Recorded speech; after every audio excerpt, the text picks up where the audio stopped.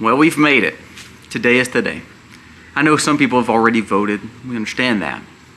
But this is what it's all about today. I don't think there's any undecided voters. I really don't. I think everybody's pretty much baked into what they're going to vote for and who they're going to vote for. We have freedom on the ballot, or we have government on the ballot. I mean, that's really what it comes down to, freedom or government. If you believe that government solves all your problems and you like the money from the government and the handouts, then therefore you have your vote with Kamala. But if you do like freedom, if you do like patrioticness, if you do want to see what America once was and can be again, there's only one vote, and that's Trump. Today we're going to discuss some of the things that were said by some Democrats. We're also going to discuss just some kind of wise conversations that should be happening today. We're also going to talk about what if Kamala wins, what if Trump wins. Today is a big day. Every time we have an election, everybody says, this is it, this is it. Well, to be honest with you, this is it, not because it's the last election. It's because of the ramifications of this election. Let's dive into it today.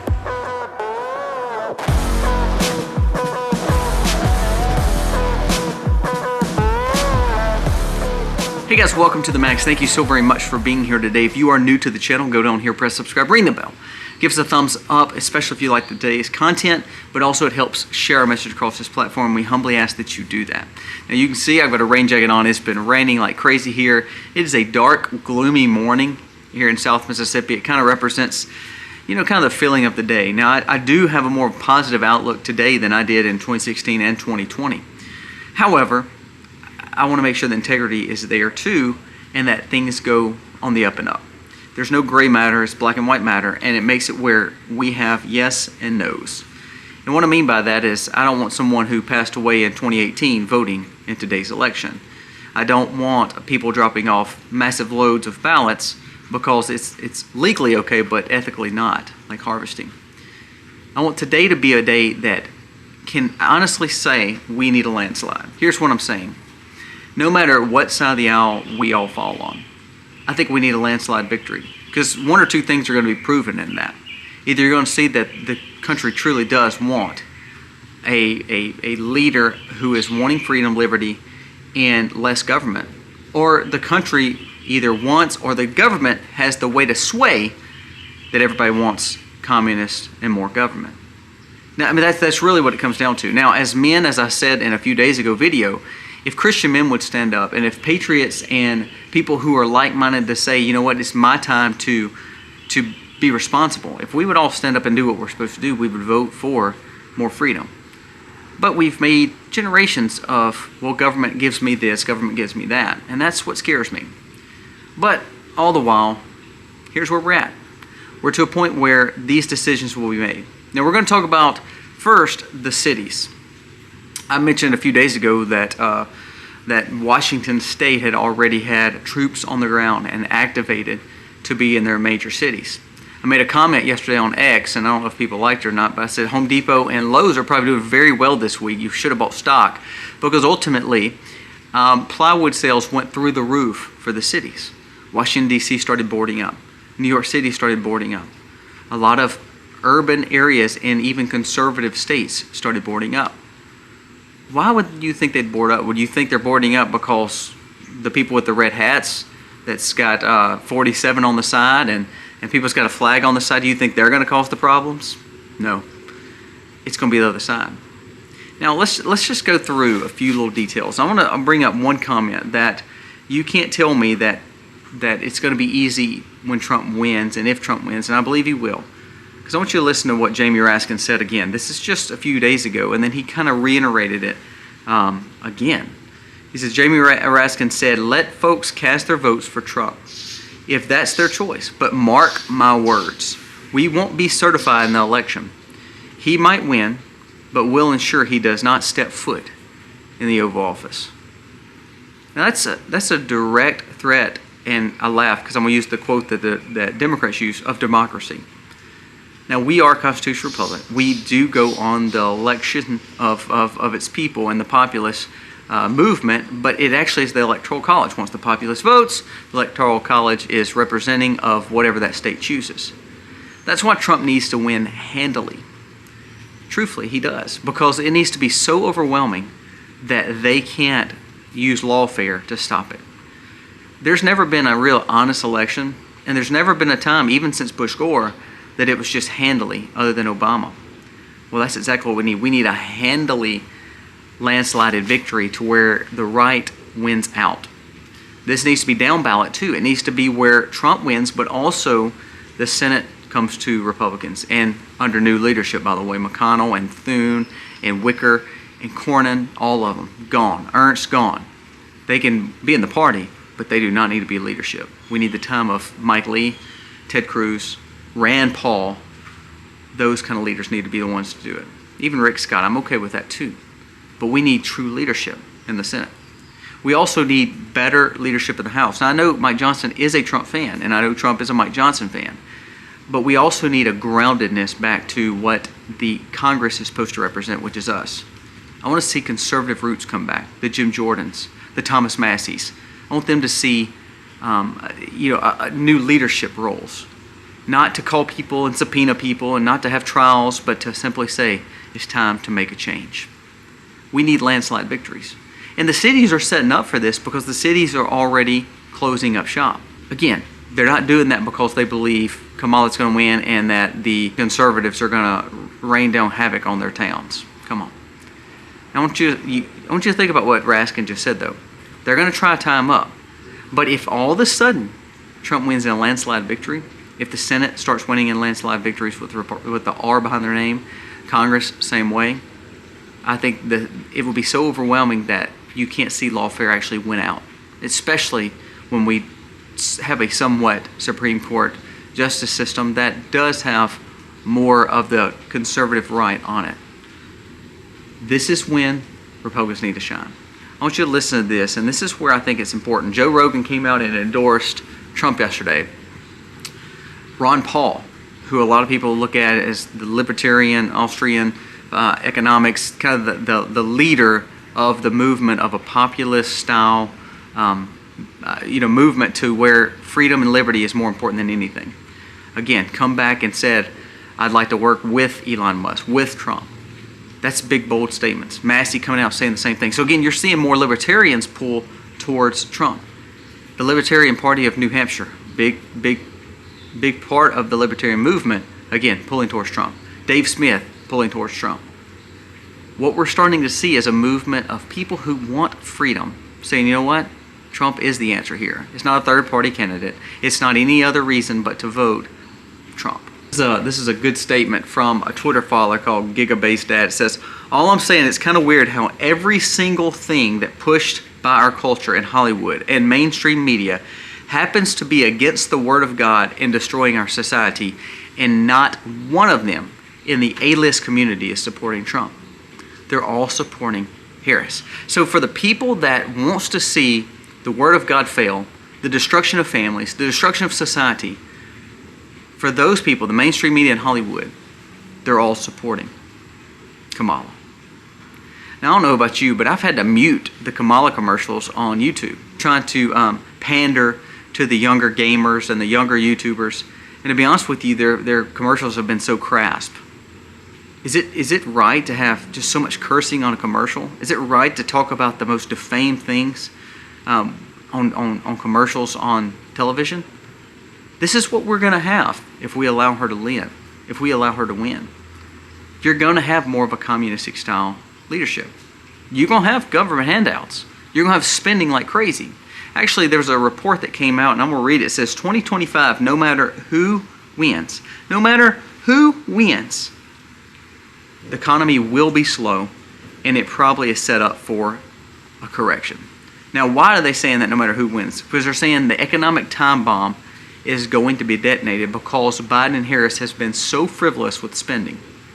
Now, I made a comment the other day about how if the government quits spending like they're doing, you would actually see a recession or depression. Why? Because the only thing holding the economy up now is government spending. Run the numbers. The manufacturing jobs are not coming. The private sector is not hiring. The housing market is falling to pieces. The financial market is down. We're actually looking at true numbers now. Banks are struggling. They have no money. The only one that's actually spending money and holding the economy up is really the 6 or 7 big companies in the stock market and the government spending. So if the government quits spending, then therefore I believe we're going to see a hiccup or correction. Now, I believe we need to quit spending and see that hiccup and correction, because to me, if we voluntarily accept the fact of our problem, then the kicking the can down the road, the bomb won't just go off and all of a sudden we realize we're in a severe depression.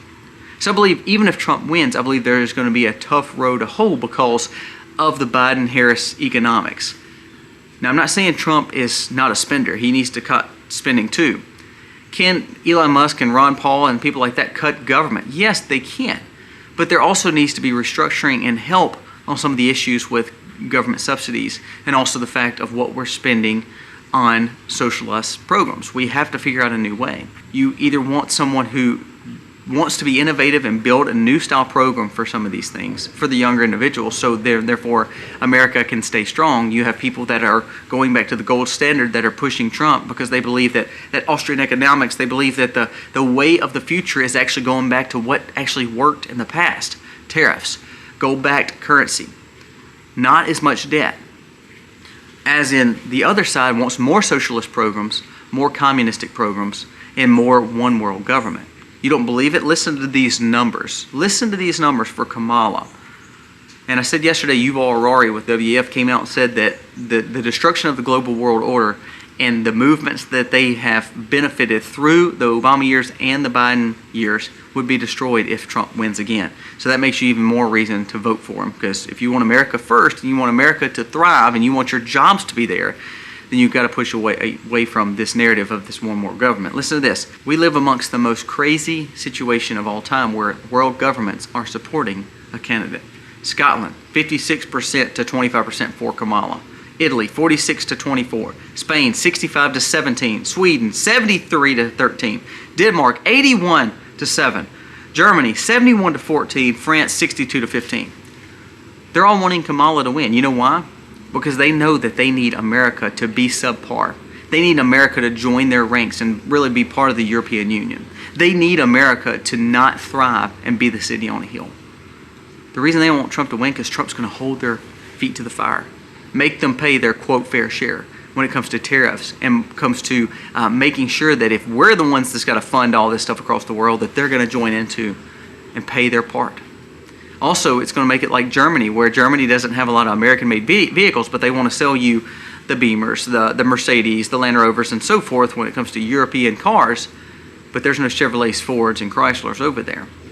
So it's going to make them say, you know what, if you don't want to pay tariffs and you want to send your vehicles over here, either you've got to start taking some of ours to build our manufacturing back up, or so be it, you'll pay heavy tariffs to bring your stuff over here. That is leadership. And when all the countries, including all these world governments, the UN, all these people wanting Kamala to win, what does that actually show you? Is that you have one way to think: patriotic, liberty, freedom, or more of a communistic, socialistic push. Freedom or government. That's it. That's the vote today. It has nothing to do with really Trump or Kamala. It actually has nothing to do with the R or D. It has to do with the fact of freedom, liberty, capitalism, or more of a one world style leadership to where everybody's quote unquote on the same page, and that the government can give you UBI, can give you free health care, can give you free all this other. They're actually not giving you free anything. It's taxpayers paying for it. So we're going to deal with the slowing economy. We're going to have to deal with socialistic issues and money that we give people because no one wants to cut their funding off. We're going to have to deal with those things. So no matter who the president is, it's going to be Trump or Kamala, and they're going to have a terrible situation to deal with when it comes to the economy. The banks are failing. Real estate has not actually went up, even though they lowered the rates to where you can buy a house for a little bit better. Well, the prices of houses have not gone down, so therefore we're still in a catch-22. What that means is when you come out of this election, a correction will happen, hard times will happen, and the approach is more freedom, liberty, and less regulation, and let consumers fix the problem, or more government intervention, more government issues, and more government taking over different parts of the economy. Look at the numbers. The only reason the economy is what it is and the stock market keeps going up is because it's a falsity. The government is investing more money than the private sector. You don't believe that? Look at the billionaires pulling out of the market while the government is funneling more money to companies and the economy and the public to make it. People see the writing on the wall. No matter who wins, it's going to be tough. But we also have to say, okay, when we get to that fork in the road and it's going to be tough, we have one way to go or the other: freedom or government. So my plea to you is this: when we want cities burned down and we want Hollywood, who literally for a living acts like someone else and fakes who they are, and then also the fact of mainstream media who is working with one side and not the other, when we want them to be the representation of what America realizes, then we've went down the wrong way. Let's go back to the comment. The Kamala Harris campaign has, and really the Democrats, and really the left, the liberal way, has pushed against society, families, sound money, American liberty, freedom, and your rights to say what you want to say. They've pushed against all that. They've pushed for a new look of really idolatry and a new look of what America could be, which is basically subpar and just like the European Union. They want to replace you with people coming in this country. If Kamala wins, she's already said 2A may be gone, or at least pushed back a little bit. She's already said X will probably be held accountable, meaning Musk will be persecuted, and there probably will be no Twitter. Just think if you didn't have Twitter for this election, how different this would have been. She's already said that she would make more Supreme Courts. She's thinking about 2 new states, Puerto Rico and D.C., both extremely liberal. And then she's also said that she'd be willing to look at making more justices to balance out the court. Again, more government, less freedom. Trump. You have RFK pushing for healthy ways of living, healthy foods, getting the trash out of our diets because he sees the problems that we have. You see the fact that there's been people come over that are not typical. I mean, lifelong Democrats coming to support Trump because they realize that we've went too far. And then, of course, you have this new movement where it's, okay, if we want to make America great, we know there may be hiccups, but ultimately we know that we can do it together. And we can take responsibility and be better. You know, if Elon Musk and Ron Paul and people like that do cut government like they're saying, that's going to make a huge impact. But overall, it's going to make a better outcome at the end of the tunnel, because we're making government small again. We should want government gridlocked, and we should want government so small and weak and powerless that they can't affect our daily lives. We shouldn't want income tax. We should want tariffs on other countries. We shouldn't want to tax our people. Kamala's already said that she wants to go up on unrealized gains on the richest of the rich. She wants everybody else to pay more taxes. And guess what? Her tax plan would affect lower and middle income, either through taxation or the fact that you as a consumer have to buy the goods from people who are overtaxed. Either way, you will pay more. What have we learned from the last 4 years? Is that if we keep going at this trajectory, there will be no middle class. There will only be an impoverished class, and the richest will lead the establishment. Please, I beg you today, make sure you are voting, you're standing up for freedom and liberty, and you are taking responsibility for your family. That's my plea for you today. Guys, thank you so much for watching. Pray for the nation today. It's going to be polarized, and to be honest with you, I'm scared that the cities will literally burn. But again, it comes down to what leadership looks like. Weak leadership will allow this to take place. We can't allow the Jamie Raskins and the people that's in quote-unquote power, these liberals, these leftists, to set agendas for us when we're wanting freedom and liberty. Guys, thank you for watching. Hope to see a great outcome tonight, and we will talk again tomorrow. Pray for our nation. God bless.